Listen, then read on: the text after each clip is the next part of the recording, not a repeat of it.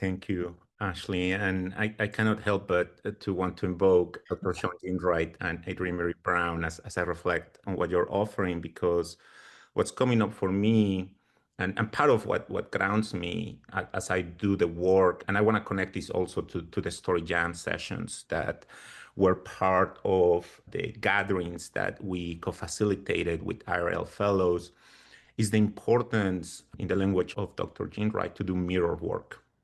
Is that critical reflection work that you are referencing, Ashley. And in the Nahualin, which is the four movements in the language of my Nahuatl ancestors, one of those critical four movements we call the smoking mirror.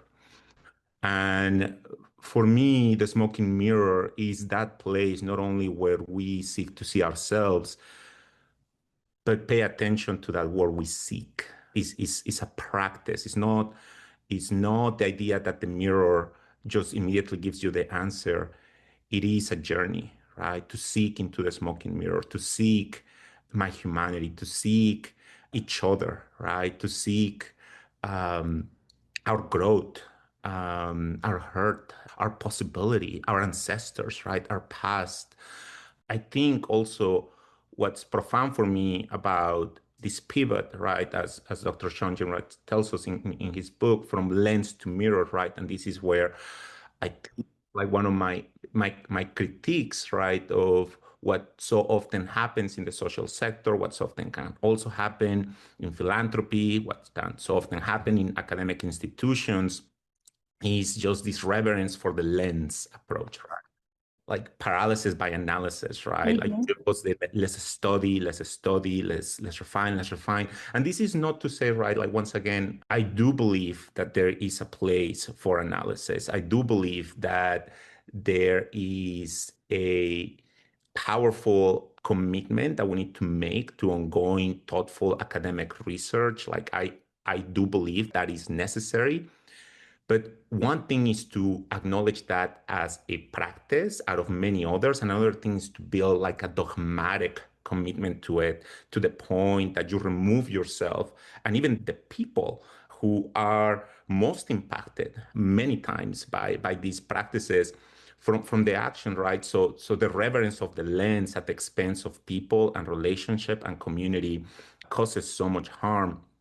And I think the same thing happens to how we tell our stories. Like, this is where I see a lot of people applying a lens to their life experiences to analyze it, and then let me put it together in a nice formula so I can give you a 2 to 3 minute, 5 minute speech, instead of sitting with the more worthy but also challenging question of acknowledging I'm a vibrant being that's here because of generations and generations of stories. And what will I contribute to this legacy at this moment? And what does that mean for what comes next? And for me,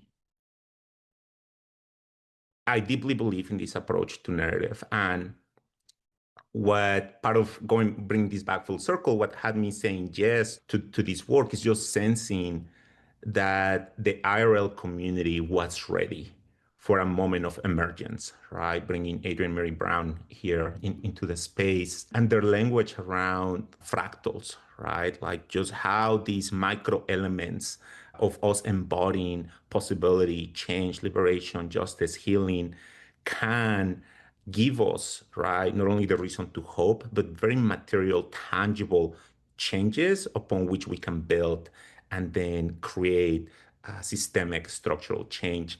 And for me, story is essential to that. And the story jams, both story jams that I had an opportunity to contribute to, for me, a lot of what sustains me over time is seeing that once you create that container where you offer a group of people a healing centered approach to connect with their stories and each other, right? To engage in that reciprocal act of story listening and story sharing, and then create a container where they can open their hearts.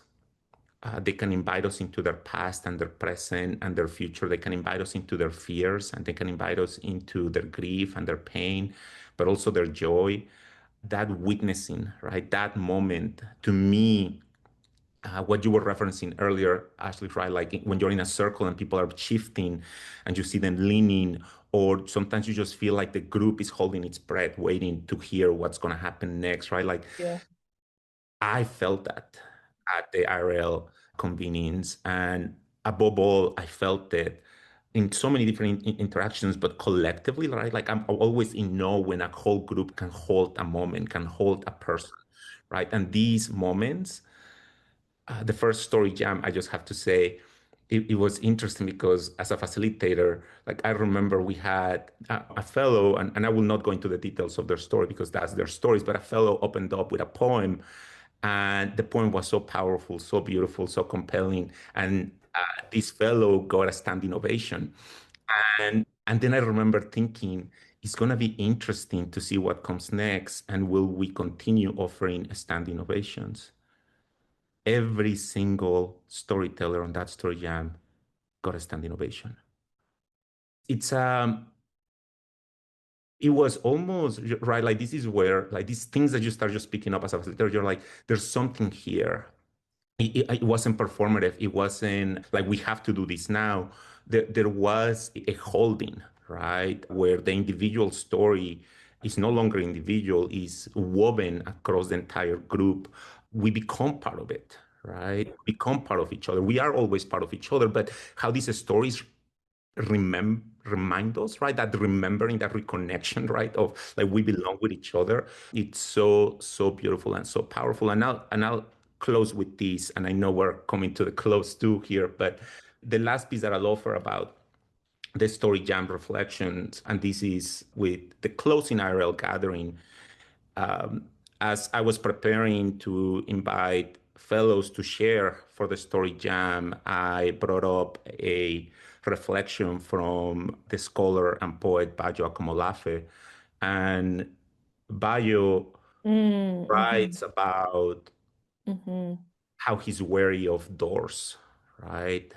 He says doors are meant to behave, right? Like doors are part of the logic of the system. They're meant to tell us which is the right way through which you enter a space, which is the right way through which you leave a space. They follow the logic of a structure. It's been planned. And that we ought to be wary, right? Like we ought to be critical of the doors that we are told we need to cross. I asked the fellows to take a moment to reflect on what are the doors that you've been told you have to get through to get to where you are today. In and understanding my audience too, right? Like I'm talking to a lot of people who work in academic settings, a lot of people that work in leadership settings, right? Like, and the logic behind it, right? Like, what were you told that you had to do to get through the door? What would make you worthy of going through the door? What would allow you? What do you have to leave behind? What could you bring forward? Like, what? Tell me about that door. I mean, I immediately felt like a reaction to the question. People were just in it, and then on the other end, what Bayo also tells us is, what if instead of paying attention to doors, we paid attention to the cracks, Mm. the ruptures in the structure, in the system, those places that shows that our humanity cannot be contained, right? That whatever was built around us, it's clearly not working. And what if we paid attention at the light, right? Or the shadows that are moving through those cracks? And what if we move in that direction with our stories and with our inquiry and with our relationships and with our care? I remember the first time I heard Bayo talk about this and then read more about it.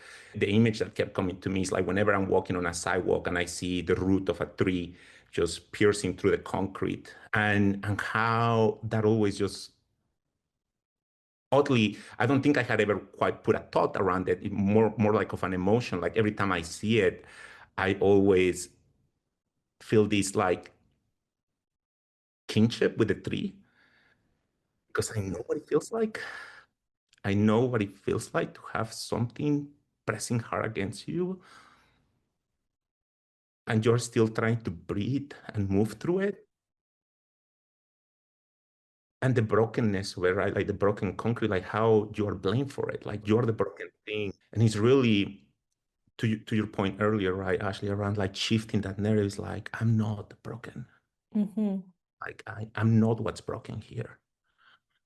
And that sense of restoration that comes from that shift in narrative, right? Through that mirror work, through that critical reflection, through seeing that fractal and within that saying, that is like, I know narrative change is possible because I've experienced it. Mm-hmm. I saw that happen with IRL fellows. That gives me hope.